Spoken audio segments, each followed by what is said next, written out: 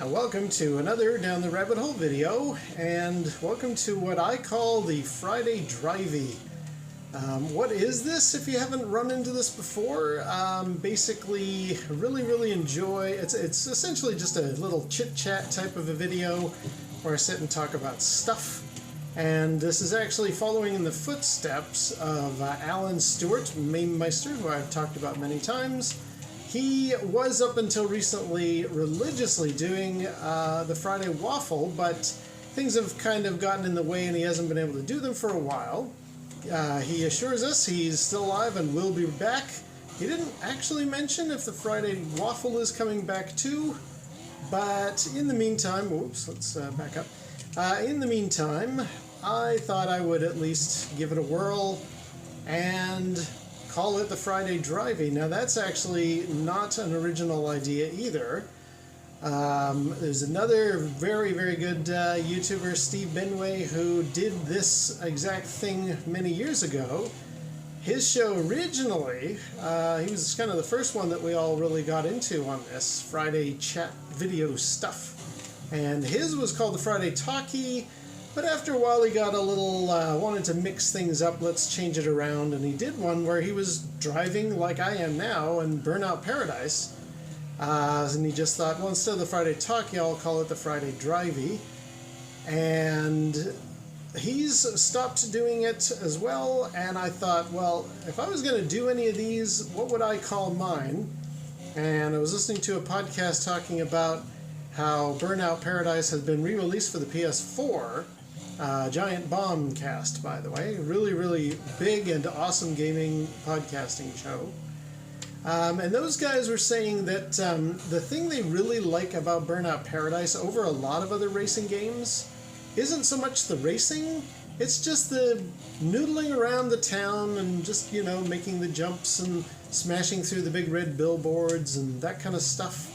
And I remembered thinking, yeah, they're right. You know, I started off with this game and really enjoy it. I just don't play it very often because I don't have a lot of opportunities. Let me just turn around because the announcer guy is going to chat if I go that way. Yeah, I don't often just drive around or enjoy the open world of a setting like this very much. So when I just started thinking, hey, I'm gonna do one of these little chit-chat videos, what would I have in the background, or what would I be doing? Or I mean, am I just gonna sit in front of the camera like I do with other stuff? And it seemed like a very good bit of timing. No, do Burnout Paradise. This is on the PS3. Whee! Oh, my car needs a fix. Because I got this to work with a steering controller that I really enjoy. I've talked about that before. So that's got you all up to speed as to why I'm driving around for a lengthy amount of time here talking about stuff. Now, what do I want to talk about? Well, you've seen the subject line, and it's a pretty big thing for me. I have officially now reached 1,000 subscribers, which is amazing. And I have thoughts about, you know, what is the next step? Where do you go next? What do you want to do? Well, first of all, I do want to give an official shout out to Tom Piner. I was sitting at 999 subscribers for quite a long time, and I was thinking, well, do I crack open the champagne at 1,000, or is it going to be, you know, a little bit of a time? Maybe I'll lose some subscribers. You know what YouTube is like. Take that, you bugger. So maybe, let's see if we can fix up. Where is the entrance here? There it is. So I thought, well, maybe I'll just make sure I'm really into the 1,000 mark before that. Then Tom Piner made a comment, and I think he must have seen, hey, this guy's sitting at $9.99. I'll give him a bit of charity and say, hey, man, I'm your 1,000th subscriber. And I was very appreciative. Thank you, Tom. And I thought, you know, I'm just going to give it a little bit of time there before I officially say I'm really at 1,000. But interestingly, so yeah, the number has not only kept above 1,000, not dropped below. However, or in addition, I also actually got a notification from the YouTube. Oh, ouch! Not so much in YouTube itself, but in the app that I use for kind of keeping on top of comments and that sort of thing.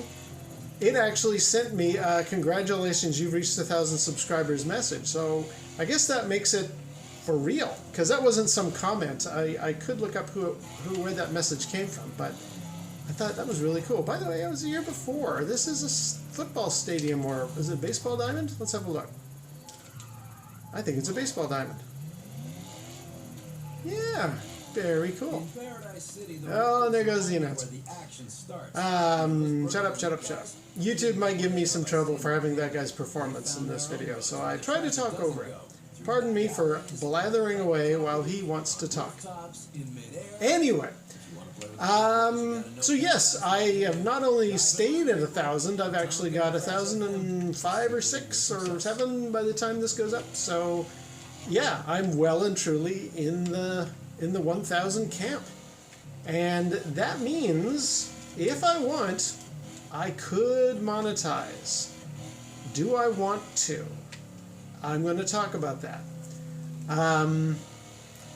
Before I do, I also to kind of mention Alan Stewart, Maymeister. He did monetize just recently. Recently, I think he'd started it in February. Oh, wow. Oh, interesting. Oh, nice crash. Look at that. Look at the car. Oh man. Okay. Also, I mentioned I tend to talk a bit fast when I'm playing this game, so I'm trying to slow down, and I'm also trying to enjoy the game, and I'm also trying to smash the billboards. So I may block what I'm talking, and actually go find things like repair shops and that. So pardon me while I actually just enjoy this game. I really got to get fixed. Anyway, so Alan Stewart did actually get monetized. It took a few months. Like I think he flicked that switch back in. Is that somewhere I can get fixed? He pushed the button to get monetized in something like February or April, and only just this month did he actually become monetized. So it's a lengthy procedure. And he did it because he went to one of the gaming events, I want to say Blackpool. There was some big retro thing with a lot of YouTubers in attendance, and many of them were asking him, dude, why aren't you monetized? I mean, you're not going to become a millionaire, but, you know, you can spruce up your hardware a bit, you can do a variety of things, you know, just, it seems crazy not to monetize. So Alan Stewart did, and I'm going to be very curious when he's back and doing his stuff. What kind of things does he run into? What problems, guys? Ooh, that's going to go badly.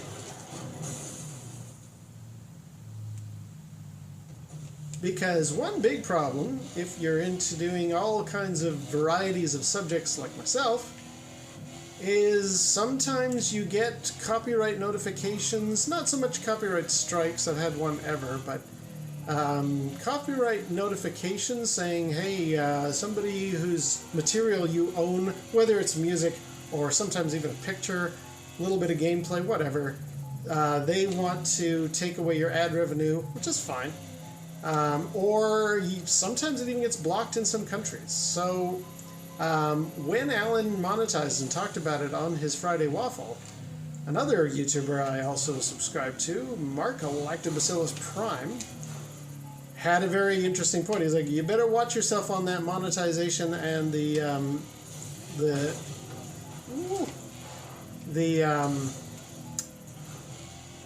intellectual property stuff, because YouTube's going to be maybe even more stringent. Oh, wait. Let's go back. I want to see if I can get that billboard. Yeah, they might be even more stringent and more picky if you're monetized than if you're not. So That's kind of a reason for me not to want to get into it at all. But before I get to that lengthy discussion, let's see. Now we can get to here. Oh, not even going to closely happen. Nope. Okay, got to be on the other side of that cliff. And there's the other side of that cliff. Okay. Now, one thing that I wanted to bring up in leading up to this whole chat was a question my sister asked me ages ago, and it has to do with Alan himself. She asked me, so, wee! She didn't say we. She was asking, when did you feel like you made it? Like, what was the magic number for you in subscribers? Or when will you feel like you've made it? What's that line in the sand for you personally that makes you say, hey, I've achieved something. I've actually got where I've wanted to get to, or, you know, at least on the way. What's a milestone for your videos, for your subscriber count? And I told her, well, I remember there was, when Alan Stewart first started talking to me and, you know, bringing up my questions on his Friday Waffle and giving me the many shout-outs that he has, and I, again, thank you very much, Alan, for all of those. I remember at the time being very grateful the first time he did it and saying it really means a lot for me as a little YouTuber to get a big YouTuber like yourself to give me a shout-out. Thank you very much. And Alan laughed and he said, I am not a big YouTuber. Thank you very much for the comment, but I'm not a big YouTuber. At that time, we're talking a couple of years ago, he said, I've got 400 subscribers. That's nothing. That's a pittance. But you're welcome. And I just remember thinking, when I hit 400 subscribers myself, that was, to me, the moment. That's when I thought, yeah, that's it. I've reached it. I'm going to go back and get into that billboard.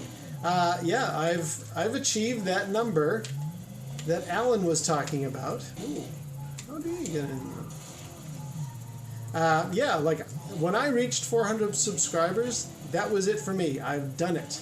I had that sense of accomplishment. And I guess that was a question I was going to ask out there, although anytime I ask questions, people don't seem to answer. So I think I'll just toss it into this. When did you feel like you made it? What was your magic number? I'm curious to hear what people think of as kind of making it as a YouTuber as far as numbers are concerned. All right, hang on, let's do this. And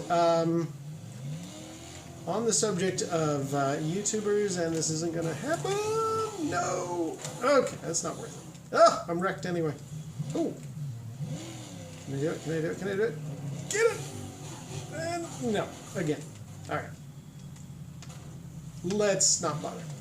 On the subject of YouTubers, another reason I'm doing a Friday Drivey here is there's a fellow Scot of Alan's, another Scotsman who has been watching my videos and making some very nice comments. Wee Bob, that's an awesome name, by the way.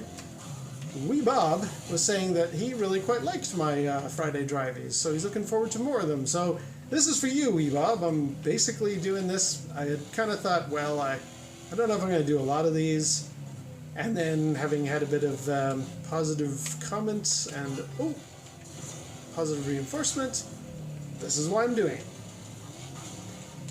And where the heck are we going? Okay.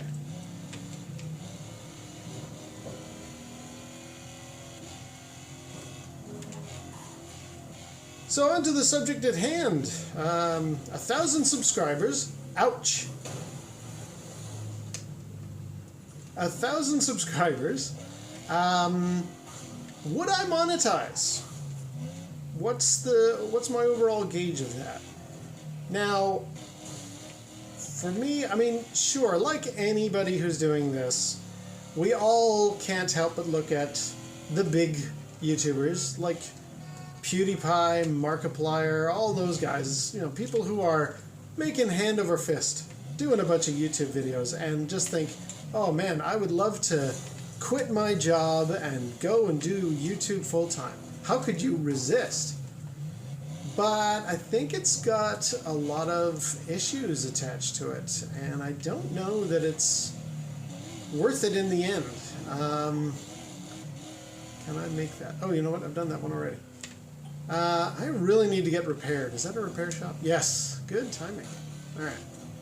Because I don't like how my banged up truck looks. I decided to go with a truck this time, or an SUV. Since this is a kind of a special video talking about the 1,000 subscriber mark, I'm celebrating by driving a very fancy looking big red truck. But I've been rambling a little bit more than I'd intended, so let's get on with that subject. Would I monetize? In addition to the warning that Lactobacillus prime gave of, you know, they might be a little more stringent on the intellectual property and copyright strikes or notifications, you know, you're suddenly getting into a whole new ball game when you monetize. Woo! Well, there goes that good clean job I did of fixing up the car.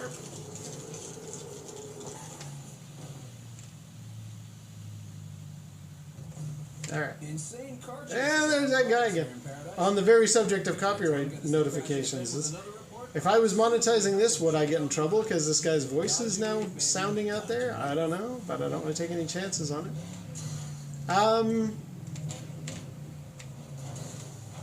But you're not going to be the next PewDiePie or Markiplier or any of those other really, really big YouTubers. Never say never. It can't. It's not like it can't happen. But as we discussed in the last Friday Drivey, the whole are there too many YouTubers for that to kind of happen now? Yeah, it's the odds are so small of actually becoming rich doing this and quitting your job. It's just simply not going to happen. I've seen people who've just started on YouTube, and they do everything right. You know, they do the thumbnails properly and the catchy intros and all the kind of stuff. And I've even had some, like, there's people who've had, whoa, I've seen people with less than 100 subscribers who get maybe 1 or 2 views on a good chunk of their videos.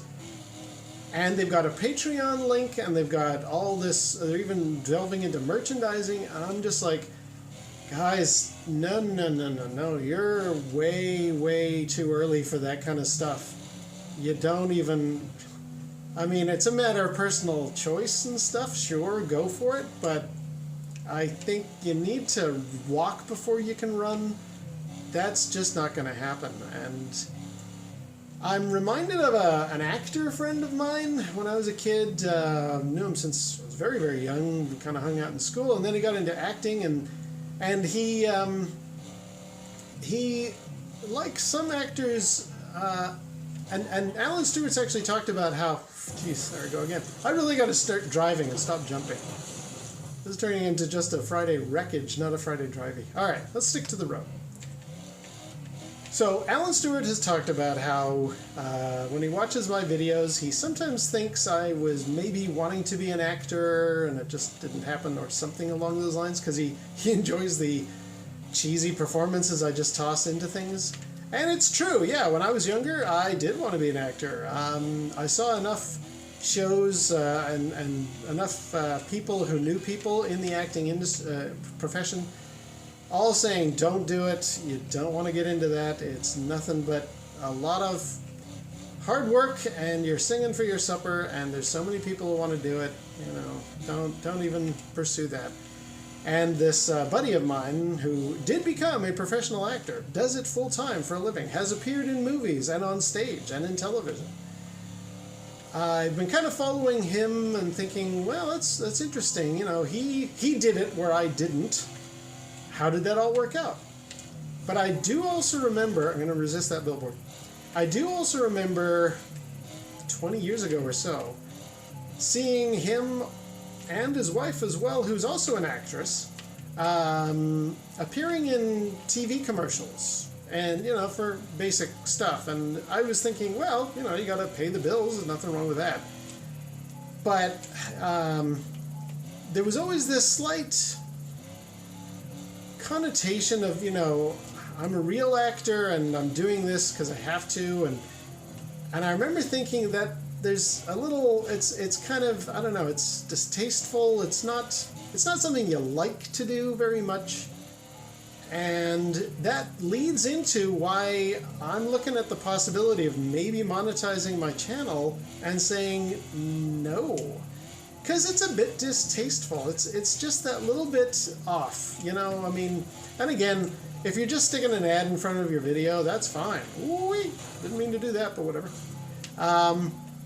You know, Alan does have a point. Go ahead. You can earn, you know, $5 or $10 or something like that. Throw it all together over, you know, save it up over the months and maybe get yourself a better microphone or something. Little bits of improvement. Sure, okay. But, you know, there are people out there who have done ad blocking, for example, because they just can't stand ads. And I'm kind of on the same wavelength as that. Like I'm not against ads in YouTube. I mean, Lord knows they're still better than cable television. Anytime we're on a trip somewhere and we end up watching TV in the hotel room, it amazes us that, like, oh my God, there's like 7 or 8 commercials before we get back to the show. You know, as bad as YouTube might be with its 15 or 30 seconds long non-skippable ad that occasionally appears, it's still miles better than actual cable television. But it is, well, it is not something I want to introduce unless it's really, really monetarily worth it. And until I get to huge numbers, it's really not going to be monetarily worth it. And there are those who have the millions of subscribers who are all complaining about, you know, AdGate. Was it AdGate? AdvertiserGate, whatever it was called. When everybody was like suddenly losing the revenue they used to have and are suddenly without the same cash flow that they used to, you know, you're suddenly looking at, like, what are you going to do now? Especially if you're relying on this money. Like, it's fine. Since this is a hobby for me, yeah, sure, do a little bit of monetization for the sake of a bit of pocket money to increase the quality. Get that capture card I keep talking about. But if it's going to annoy the audience, even if only slightly, with those people who have got ad blockers turned on and that kind of stuff, I don't know that I really want to do that, you know, unless it's really, really viably worth my time. If I'm going to make lots of money on it, sure, I'll tick people off. Oop, that's where the road goes. But, you know, I know roughly the kind of numbers I would need to have. It would need to be, I've heard a few big YouTubers talk about, they can't talk about how much they actually make, but they've hinted here and there and everywhere that it sounds to me like unless you've got maybe 500,000 subscribers or more, you're just not going to make any kind of money on this that's, in my opinion, worth ticking people off by having ads running. What about the old Patreon thing then? Would you not do that? Again, that was fine when that was a new thing, and I like the concept of Patreon. I think the people that created that scheme of, you know, why not just give fans the opportunity to give some money to their creators that they enjoy, no strings attached. Here, man, I love what you do. Here's some money. Here's a tip, if you will. It's a great theory, absolutely.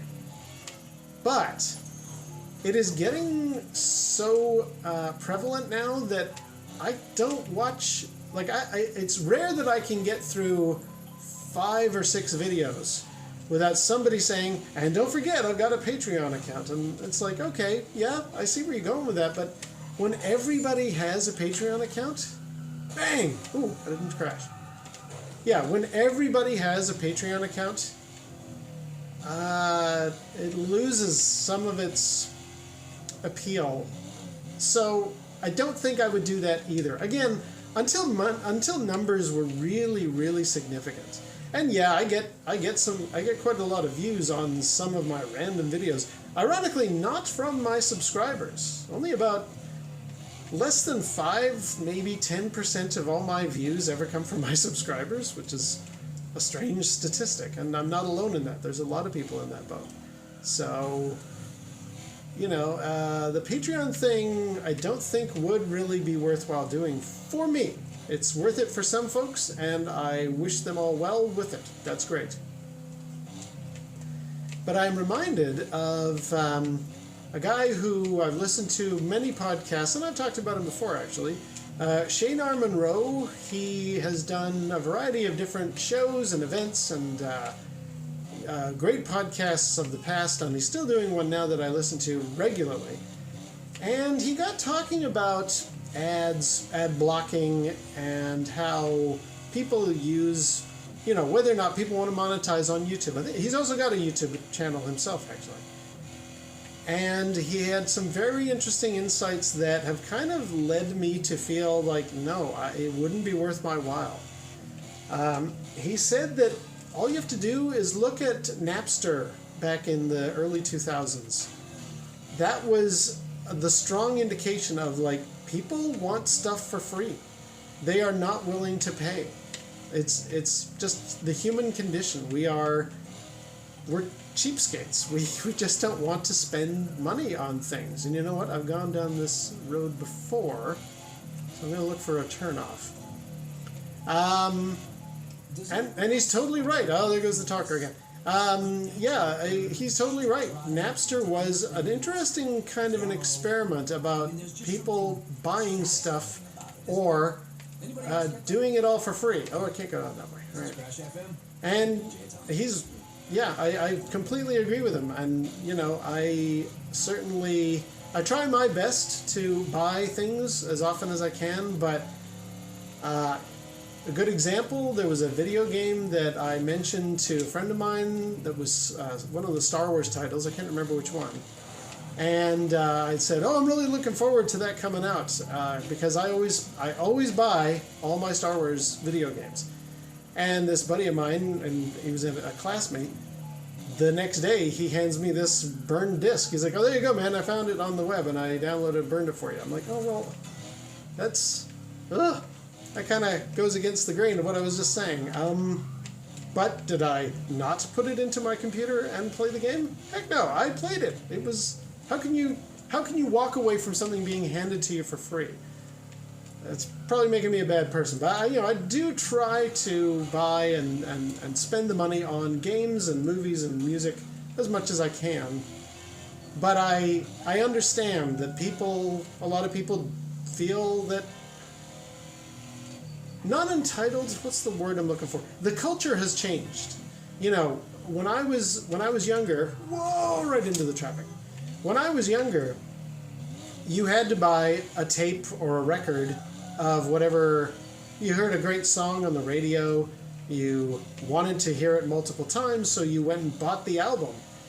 And how many times did you listen to that song that you loved on the radio, and all the other songs sucked?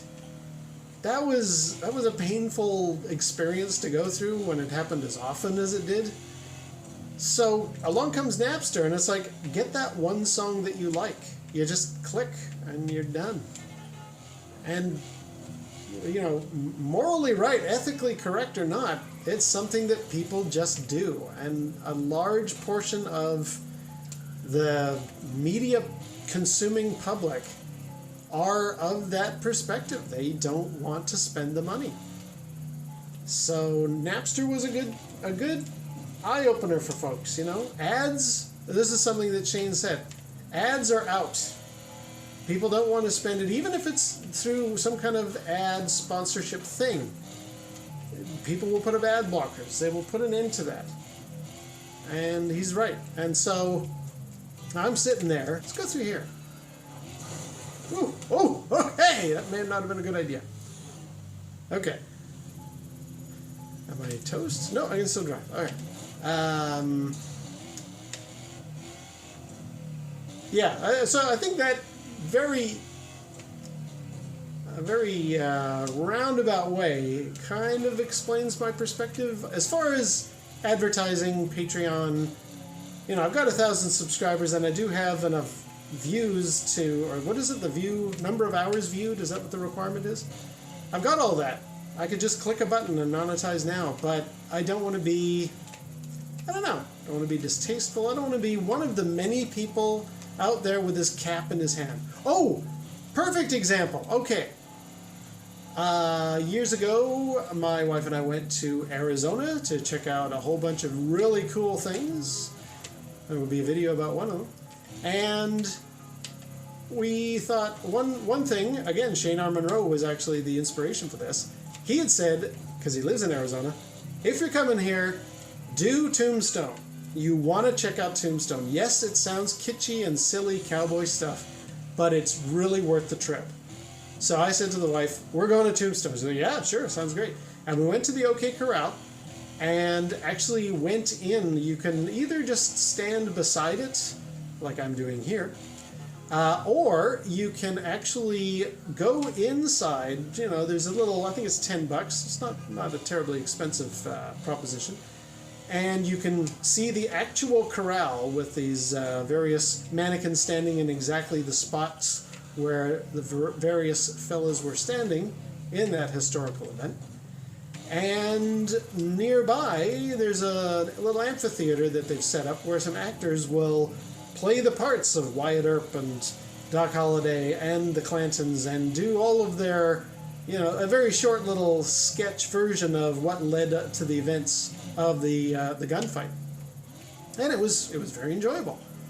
I was certainly appreciative of it, and for $10, yeah, sure, let's do that. And then at the end of the show, the actors pulled out a cowboy boot and set it on kind of where you walk past as you're leaving, and in a nice way said, ladies and gentlemen, thank you for your participation. We're always open to any gratuities and signs of appreciation you may want to give us. And I'm just like, well, that kind of wrecks it. And, you know, I don't want to disparage those fellas. They're just seeing if they can make a couple extra bucks beyond their wage for doing the performance. But, again, I don't want to be that guy who's handing out the boot or the cap for a bit of money for what I'm doing essentially, in my case here, for fun. Those actors are actually doing some work, so totally a different situation. But for me, if I was to advertise or turn on monetization, I think I'd feel like those actors. I'd be like, hey, if you like this, why don't you slip me a couple bucks? I don't know. And then there's the opposite concern that I have.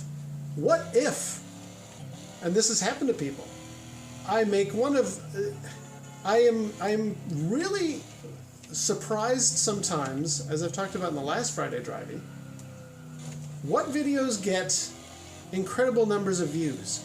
Some stuff I do for just a quick giggle, something made me think of it, and the next thing I know I make a video about it and it's got tens of thousands of views. I'm like, why? Ooh, I wonder if I can get those billboards. Could I do that? Could I do that? No, you know what, let's just try. Yeah, I've been really surprised by what videos have actually had lots of views. And what I'm a little bit worried about is, let's say I monetize and I get a handful of pennies for every month or so of the videos that I do. It's not a problem. What if I post one of my weirdly random, I just thought this might make a funny video type little vignettes, load it up there, and it goes viral? And it gets millions of views for whatever reason, because that's been known to happen. There are people who have just suddenly, they've struck a chord with society, they've done something that's absolutely hilarious, they've become an internet meme, and now they could potentially make a big pile of cash if they had monetized that video. And I'm a little bit concerned about, what if I do that, it happens once, great, sure, and I start chasing the money. I start thinking, okay, I made a lot of money on that one single video and never any others. So what did I do right? What sort of, what did I do wrong? I smashed my car. Yeah, what did I do right that suddenly made that video so successful? And can I capture magic in a bottle again? And that's then the creativity gets compromised, and I don't want that to happen. I really, let's go down there. I really would be not pleased to have some kind of financial pursuit in mind on any video that I was doing. I don't like the sound of that. So, So that's, that's a big concern. That's something that I really want to avoid. And if I monetize, that could happen. On the subject of big YouTubers, where this sort of thing, I don't know if it happened to this guy, but he's very opinionated on YouTube and where things have gone. And that is Mark, is it Brusler? From Classic Game Room. He was actually interviewed by Pat the NES Punk on Pat's podcast. And Mark had some very shooting from the hip, honest opinions about where YouTube has gone. And he has a very good perspective on all of that stuff because he was making a living on it. He was doing great with all the classic retro goodness that he had on his channel.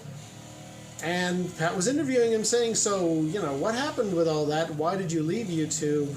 Or have you left YouTube? And Mark said, yep, I've left. I've gone on to do, I think he's now on Amazon, or is it Hulu? One of the, there goes the talker again. One of the, it's, sort of behind a paywall type, monthly subscription service type delivery streaming services. And so it sounded like it was a very interesting shift for Mark that happened. But among that, Pat was asking, so what drove you there? Oh, I have not been up here before. Cool. I'm glad I took that side road. Anyway, yeah, Pat was saying, so what's your beef with YouTube? Why did you leave it and then come back to it and then leave it again? And Mark, I couldn't do the whole conversation justice, but Mark was, he pretty much had, on multiple occasions in this interview, he said the same thing. He said, YouTube has become a cesspool. I was like, ooh, that's kind of nasty. He said it's all about the numbers. YouTube as a corporation are not interested in, blocking when people have stolen Mark's footage, which happened a lot. And he had to, fight it and try and get copyright claims against other people or what have you. And YouTube were just like, you know what, whoever makes the more numbers, that's who we're going to side with, or it would be very hard to do. And again, it's probably better to search for that interview, because I don't want to paraphrase and be incorrect, and then maybe somebody at YouTube watches this video and goes, hey, let's cut this guy off. He's saying nasty things. And that's not my style anyway. But I did think, wow, Mark really had some nasty things to say about his experience. And I think it might be a case of, too little too late. You can't make it financially. Okay, that billboard I can totally get. Let me just go back here. Now I know that Mark was originally part of one of those networks, and that was sort of how it was in the early days of YouTube. And then that got changed and taken away, and I'm going to totally go for this here. Wait, gotcha, haha. See, I'm also doing this driving around here to get all those billboards because there's a trophy for it. I got one last time for, I think, smashing, was it 30 or 50? And the more I smash through, another trophy I would get. So that's another motivation to do this video. But yes, back to the cesspool that is YouTube. No, Mark had some very unpleasant things to say about his experience. And I just thought, maybe I'm better off just sticking with this for fun, for laughs and giggles. And I find this a great hobby. I find it a great outlet for my creativity. Let's not taint it by trying to turn it into something financial. Because then you get into, I don't know, an almost mercenary perspective, and where can I make some more money on this, and where can I make some more money on that? It's like, no, that's not what it should be about. So yeah, I did get that one.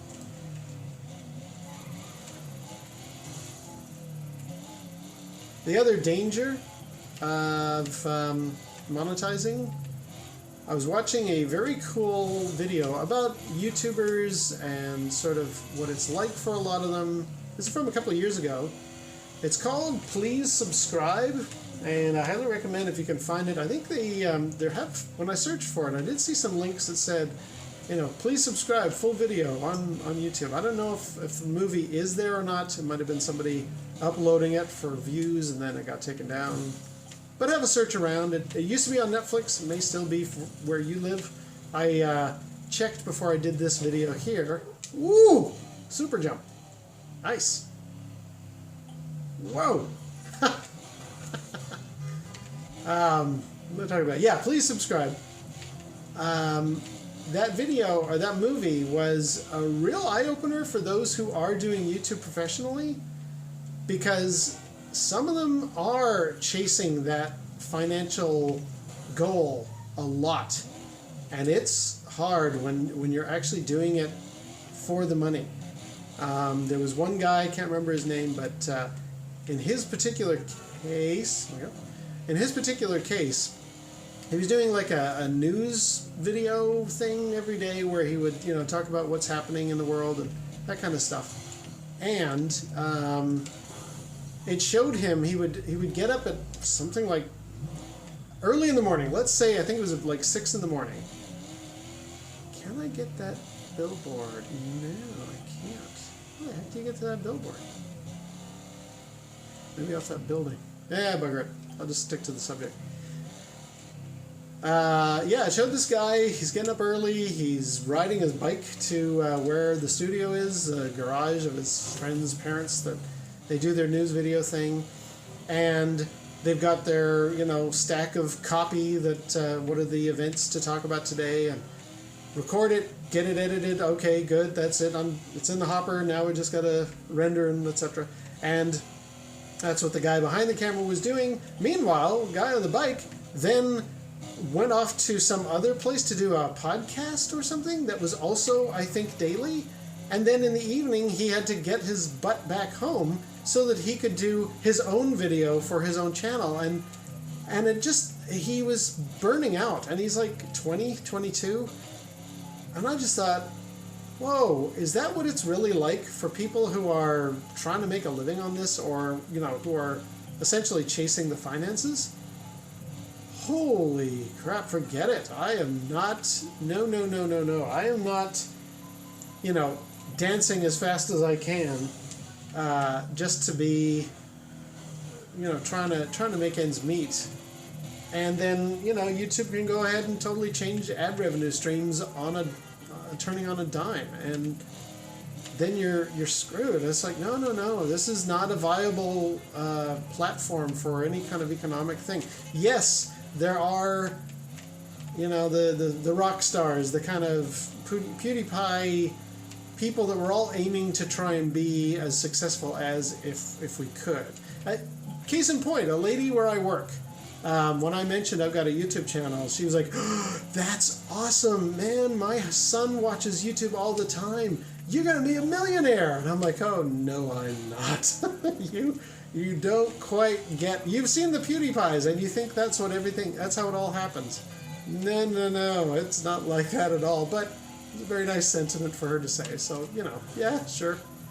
And there are those of us who think, okay, yes, I will monetize, and then my ship will arrive, and I can retire and never have to work a day again in my life. Forget that stuff.